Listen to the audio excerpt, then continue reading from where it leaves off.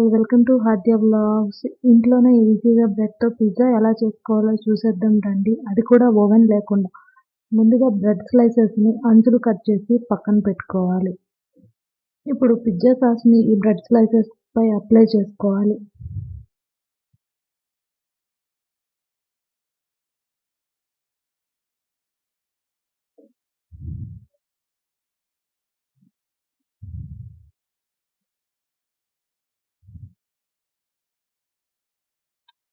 ఇప్పుడు టాపింగ్‌కి మనకు నచ్చిన veggies like corn, capsicum, onion, tomato చిన్న ముక్కలుగా కట్ చేసుకోవాలి.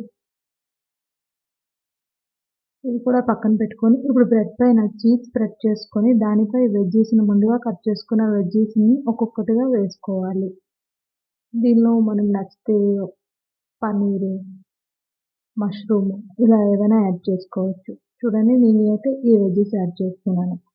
ఈ వెజ్జీస్ యాడ్ చేశాక మళ్ళీ దానిపైన కొంచెం చీజ్ స్ప్రెడ్ చేసుకొని, ఆరిగానో, చిల్లీ ఫ్లేక్స్ కూడా స్ప్రింకిల్ చేసుకోవాలి.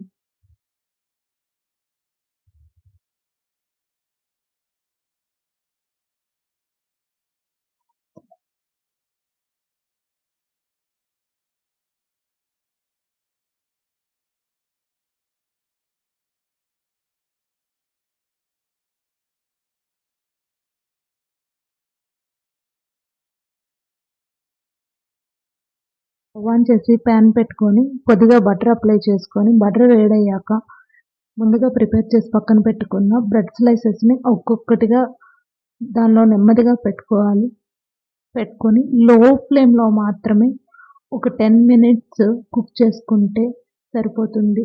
అదే హై ఫ్లేమ్‌లో అయితే బ్రెడ్ త్వరగా మాడిపోతుంది కదండీ! త్వరగా కాలుతుంది. సో, అందుకని లో ఫ్లేమ్‌లో ఒక 10 మినిట్స్ బిలో 10 మినిట్స్ అయినా పర్లేదు. ఒక్కోసారి మధ్యలో చెక్ చేసుకుంటే సరిపోతుంది. అంతే. ఎంతో టేస్టీగా, ఈజీగా, సింపుల్‌గా అయిపోయే బ్రెడ్ పిజ్జా రెడీ. అచ్చం పిజ్జా తిన్న టేస్ట్ వస్తుంది. కంపల్సరీ మీరు పిజ్జానే ఫీల్ అవుతారు. ఒక్కసారి ట్రై చేసి చూడండి. ఈవినింగ్ స్నాక్స్ కింద చాలా బాగా సెట్ అవుతుంది.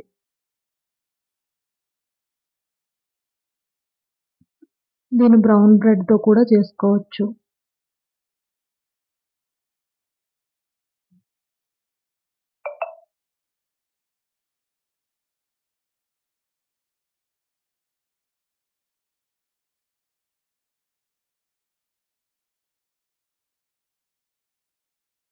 చూసారా ఇలా చీజ్ మెల్ట్ అయిందంటే పిజ్జా రెడీ. అంతే. చాలా ఈజీగా బ్రెడ్ పిజ్జా రెడీ అయిపోయింది.